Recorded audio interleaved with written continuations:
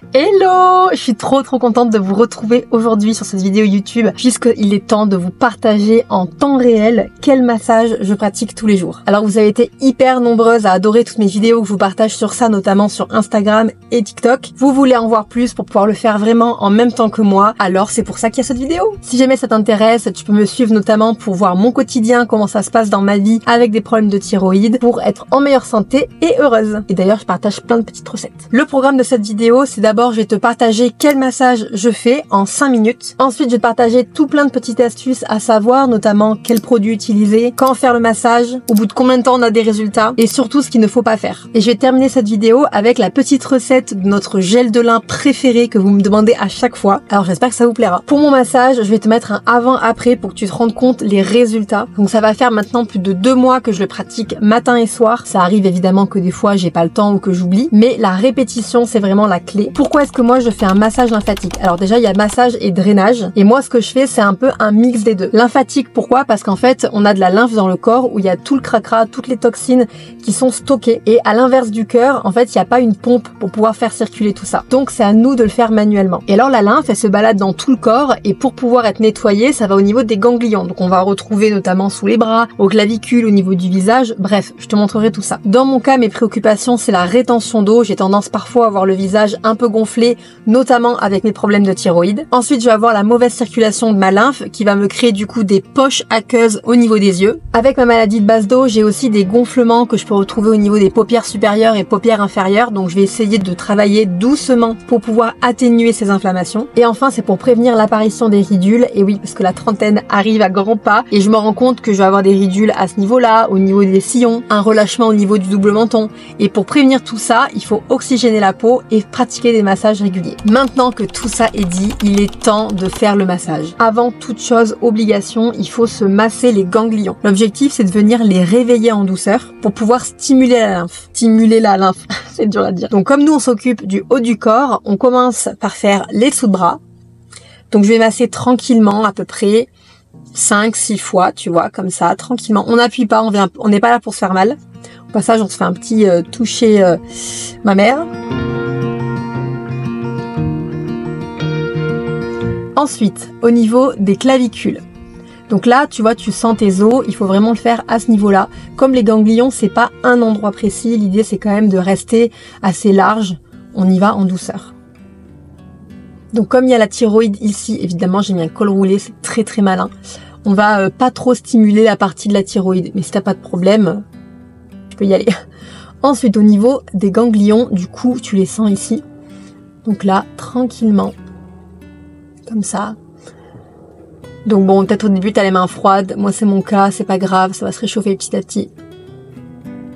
Voilà.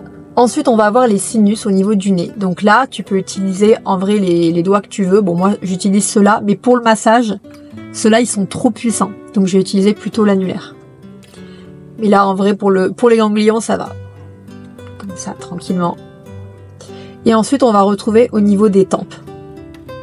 En vrai t'en as un peu plus que ça au niveau du visage, mais là l'idée c'est pas de faire trop compliqué, je te montre moi vraiment ce que je fais. Ce massage que je pratique c'est un massage complet où je vais essayer de faire toutes les zones du visage, à savoir le cou, les sillons, les yeux, le front et les pommettes. Je vais me laver le visage avec de l'eau tiède, l'idée c'est vraiment de pouvoir ramollir la lymphe. Là je suis maquillée donc je fais pas le laver mais on imagine. Maintenant, pour faire le massage, je vais prendre un gel de lin maison. Donc le mien, il est à base de lin brun, donc c'est pour ça qu'il a une petite couleur légèrement terreux, mais on s'en fout, c'est magnifique. Alors ça, si tu veux, le gel de lin, c'est top parce que déjà, c'est naturel, c'est quasiment gratuit à faire. Ah ben, j'en envoie partout. Et en fait, le lin, déjà, il y a plein d'oméga 3, c'est top pour la peau, il y a des antioxydants, de la vitamine E, et ça, c'est idéal. En règle générale, c'est pas du tout allergisant, donc si on veut pas prendre de risques, avant, tu te testes sur la main. Et comme l'aloe vera, c'est top pour éviter les inflammations. Donc, on va être généreuse. Alors, si jamais tu n'as pas de gel de lin actuellement, n'hésite pas à prendre de l'huile d'amande douce, de l'huile de ricin ou de l'huile de pépins de raisin. Et là, je vais venir en mettre partout sur le visage, on s'en fiche. Le massage, il va commencer après. Massage / drainage. Et là, évidemment, s'il vous plaît, on commence avec le cou parce que très souvent, c'est par ici qu'on voit à la fois qu'on vieillit et on l'oublie. Premier exercice, en fait, je viens remonter tranquillement. De toute façon, je vais faire dans les deux sens pour pouvoir stimuler la lymphe. Donc là, l'idée, c'est à la fois de faire remonter le liquide, comme ça, et on descend aussi. C'est important de faire dans les deux sens. En fait, l'idée là, c'est vraiment de pouvoir faire oxygéner la peau. On veut ramener du sang, et donc on veut prévenir le relâchement cellulaire. Donc là, tu vois, j'ai fait 2 allers-retours, allez, 2,5. On est parfait. N'hésite pas à remettre un peu de gel de lin. Voilà. Alors moi, en général, je fais toujours de bas en haut. Et ensuite, je redescends une fois. Donc, si tu veux faire comme moi, tu me suis. Donc là, je vais faire le ciseau comme ça. Donc je pars ici et je vais jusqu'aux oreilles. Tu peux le faire comme ça. Ou comme ça. Tu fais ce qui est plus à l'aise pour toi. Au niveau du nombre de répétitions, là je peux aller jusqu'à 10 sans problème. Ok. Ensuite je vais venir stimuler moi ici, donc les ganglions qu'on va retrouver ici, et pour faire un afflux sanguin. Donc là je vais faire, je sais pas comment ça s'appelle, mais une petite pince comme ça. Et donc là l'idée c'est de partir d'en bas, je remonte et je twiste et je viens redescendre jusqu'au ganglion de la clavicule. Alors j'ai un peu de vent, du coup ça sèche. Hop. Je twist. J'aime beaucoup cet exercice. Et je viens le faire 3 fois. Pour éviter le petit relâchement cellulaire, on fait comme ça. Il faut vraiment penser à stimuler le dessous. Donc là pareil, je vais faire une dizaine en tout d'aller-retour, c'est assez rapide. Petit conseil de position pour éviter d'avoir la peau comme ça, c'est pas très esthétique, ou notamment pour les photos. Faut pas hésiter à mettre la langue, le bout de la langue, pardon, au niveau de derrière la petite bosse que tu sens juste après tes dents. T'as tes dents, donc au niveau du palais, pardon. Tu as une petite bosse, et donc tu vas le mettre juste avant la petite bosse. Et en faisant ça, ça évite, en fait ça va détendre la mâchoire, mais ça évite de se retrouver comme ça, quoi. Maintenant pour les sillons, en fait c'est éviter si tu veux que quand on sourit, on se retrouve avec les petites ridules ici. Donc là je vais faire la pince, et en fait je vais faire ça en remontant, jusqu'en haut, comme ça. 1, 2, 3. Je vais faire 5 fois. 1, 2,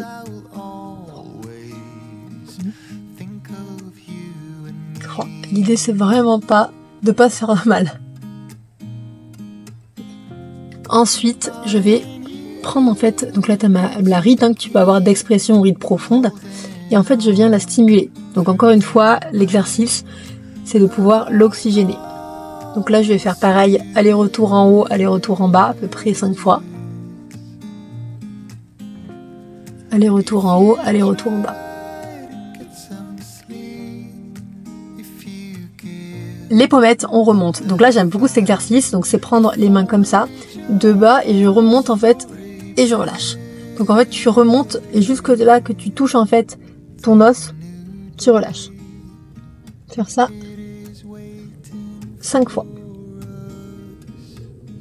Si tu veux, quand on vieillit, donc toute la peau qu'il y a ici, donc les muscles, la graisse, etc., a tendance avec la gravité à tomber. Deuxième exercice des pommettes, je fais le ciseau, et donc je pars du nez comme ça, et je vais jusqu'aux tempes.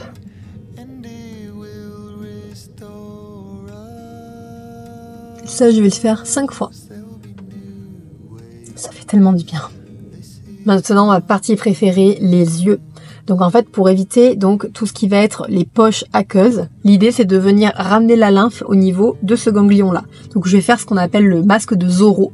Donc ce fameux masque de Zorro. Donc l'idée c'est de passer sur les sourcils. Je fais le tour et je ramène au niveau des ganglions. Il faut pas que la peau tiraille. Comme ça. Donc là, soit tu rajoutes du gel de lin, de l'huile. Il faut vraiment que ce soit hyper lisse. Et là, je vais venir faire en fait des cercles concentriques, mais à la fois de plus en plus écartés. Comme ça. Dès que j'en ai fait 5 où j'écarte plus, et bien je vais en faire 5 en revenant autour. Il faut vraiment y aller doucement. C'est vraiment bien. Et donc plus on se rapproche, plus on essaie d'éviter d'appuyer trop fort, parce qu'on veut éviter d'appuyer sur nos yeux. Ça sèche trop vite, là, c'est trop chiant. Voilà. Deuxième exercice, je vais faire le hibou. Donc en fait, je vais prendre donc mes doigts comme ça et je vais venir écarter. Écarter.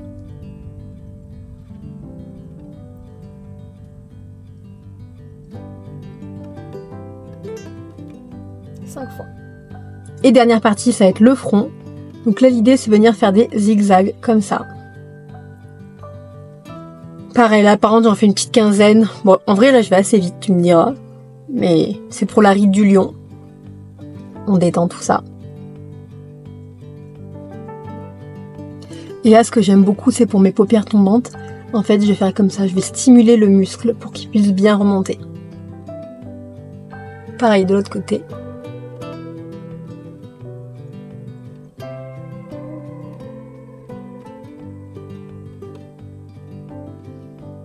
Et maintenant que j'ai fait toute cette partie, pour pouvoir redescendre, je l'aime beaucoup, je l'appelle le S. Donc pareil, la main opposée à cette partie du visage.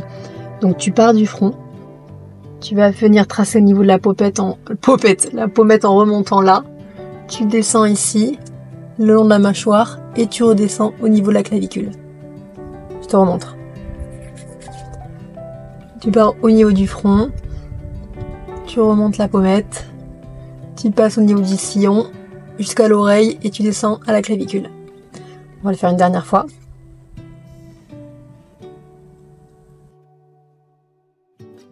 Et on descend. De l'autre côté, donc le long du front, la pommette jusqu'à l'oreille et on descend à la clavicule. Ici. Pommette, sillon, oreille, clavicule. Front, tempe, pommette, sillon, oreille et clavicule. Et voilà, c'est fait. Quelques petites astuces. Donc au niveau de ce massage, si c'est la première fois que tu le fais, je te conseille de le faire 3 fois par semaine minimum au début. Après, si tu as l'occasion de pouvoir le pratiquer le matin et le soir, c'est vraiment le mieux. Il faut le faire minimum 1 mois pour avoir des résultats. Ce que je te conseille, ça va être de prendre une photo demain matin. Donc là, tu viens de faire le massage, donc en soi, tu es déjà drainé.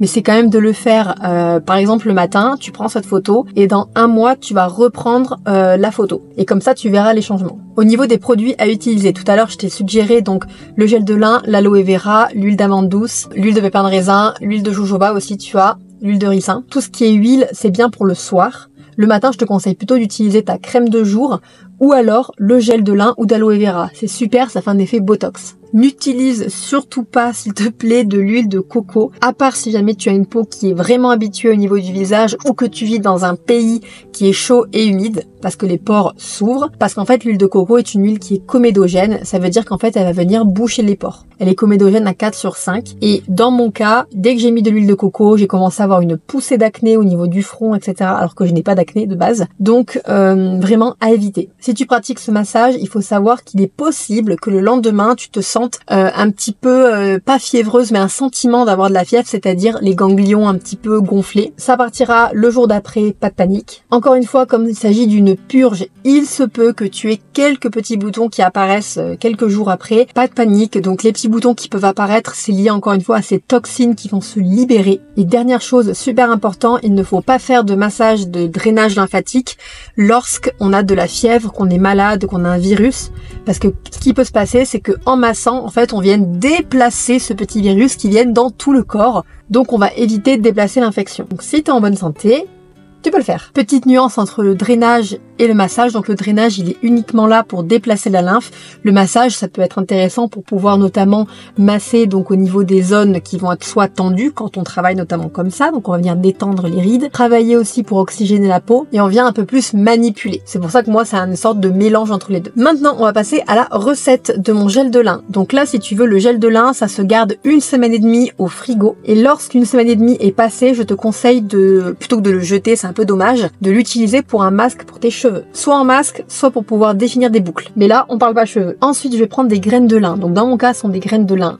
brunes, mais si tu prends des dorées, clairement, c'est la même chose. Donc c'est au choix. Idéalement, on prend les bio, évidemment, et je mets 2 cuillères à soupe dans une casserole. Dans une casserole, je vais venir prendre les graines de lin et je vais venir mettre 2 cuillères à soupe.